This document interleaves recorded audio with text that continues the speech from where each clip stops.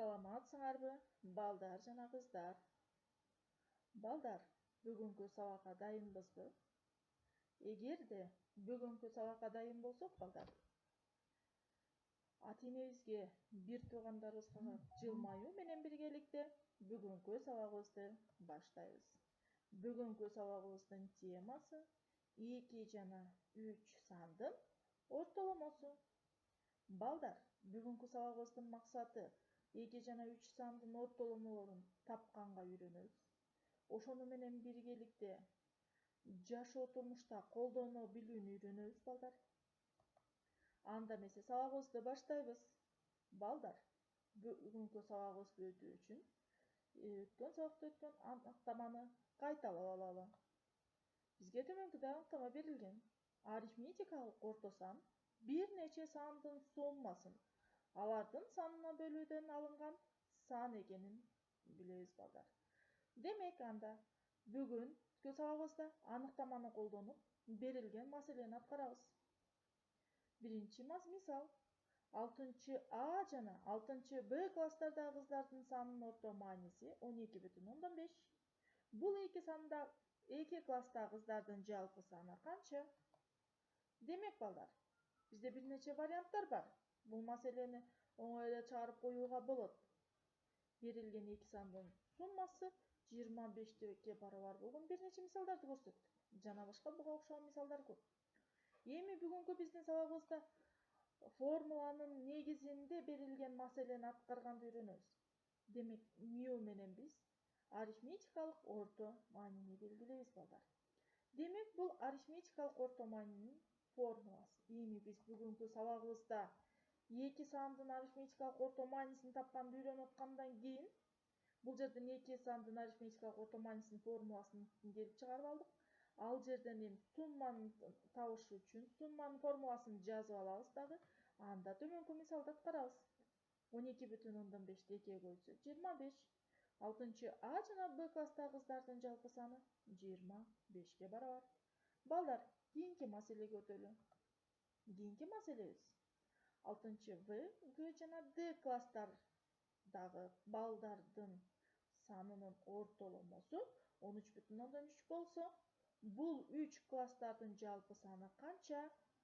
Демек, бул жерде биз жогору жакта берилген формуладан 3 сандын суммасынын формуласын алабыз дагы төмөнкү мисалды аткарабыз, балдар. Аткарсак 13,3-тү 3-кө койсок 33,9. Балдар, бизде кандайдыр бир маселеде кемчилик кеткен болушу мүмкүн. Анткени балдардын жалпы саны бөлчөк сан менен тоюнтулбайт. Балдар, көрдүкпү биз 2 жана 3 сандын ортоломосун тапканды үйрөндүк. Эми төмөнкү мисалдарды аткарабыз. Мисал иштейбиз. Китептерибизди алып, менен кошо биргеликте жазып алабыз. Номер 361 көнүгүү. Берилген сандардын ортоломосу барабар болсо, анда бул сандардын суммасы канчага барабар дейт. А жана В варианттарын силерге көрсөтүп берейин, балдар. Силер Б жана Г вариантын тапшырма катарында иштейсиңер. А варианты карагыла, балдар. 12 сандардын ортоломосу бизде 16-га барабар дейт. В-сында 15 сандын ортоломосу 8,3-төн 1-ге барабар дейт. Анда биринчи Асын иштеп көрөлү. Демек, 16 ортоломону 12-ге көйдүп жиберсек 192, берилген 12 сандын суммасы 192-ге барабар экен, балдар. 15 сандын суммасы 125-ке барабар. Экинчи маселеге көңүл бөлсөк, балдар. Күлала 4 ашкабак өстүргөн. Алардын орточо салмагы 3,4-ке барам. Ашкабактардын жалпы салмагы канча экенин табуу керек экен, балдар. Демек, биз адаттагыдай эле маселенин берилишин түзүп алабыз. Берилген маселеде төмөнкүлөрдү жазып алабыз. Формуланы жазып алдык. Анда чыгарабыз, балдар. 3,4-тү 4-кө көбөйтсөк 13,6-га барабар. Жобу, ашкабактардын жалпы салмагы 13,6 килограммга барабар. Демек, сабагыбызды бышыктоо үчүн балдар төмөнкү суроолорго жооп беребиз. Биринчи суроо. Арифметикалык орто маани деген эмне? Азаматсыңар балдар.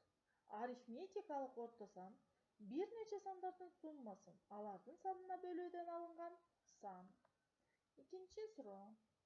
Ортоломо маанини кайсыл тамга менен белгилейбиз?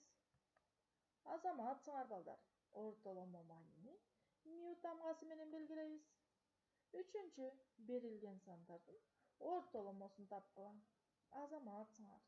Демек берилген төмөнкү 4 сандын ортоломосу 30-га барабар. Б-сында берилген 3 сандын ортоломосу 20-га барабар. Демек балдар, бүгүнкү сабагыбыз жакшы өттү деген ишеничтемин. Анда үйгө тапшырма балдар. Номер 362, 365 жана 366 көйнөгү үйгө тапшырма. Сабакка көңүл бурганыңар үчүн чоң рахмат.